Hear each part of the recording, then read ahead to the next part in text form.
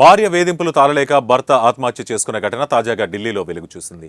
ఢిల్లీ కళ్యాణ్ విహార్ ప్రాంతానికి చెందిన పునీత్ ఖురానా, అతని భార్య మౌనిక జగదీష్ హవ్వా ఇద్దరూ కలిసి వుడ్ బాక్స్ కేఫ్ అనే బేకరీ పెట్టారు. అది సక్సెస్ఫుల్ గా నడుస్తోంది. అయితే కొంతకాలంగా వీరి మధ్య గొడవలు జరుగుతుండటంతో విడాకులకు అప్లై చేసుకున్నారు. ఆ కేసు కోర్టులో నడుస్తోంది. తాజాగా వీరికి విడాకులు మంజూరయ్యాయి. ఈ క్రమంలోనే పునీత్ కు అతని భార్య మౌనిక ఫోన్ చేసి, మనం విడాకులు తీసుకున్నాం, కానీ నేను ఇంకా వ్యాపార భాగస్వామిని, నాకు రావాల్సిన మొత్తం చెల్లించాల్సిందే అంటూ వేధింపులకు గురిచేసింది. అవి తాళలేక తన ఇంట్లో పునీత్ ఉరివేసుకుని ఆత్మహత్య చేసుకున్నాడు.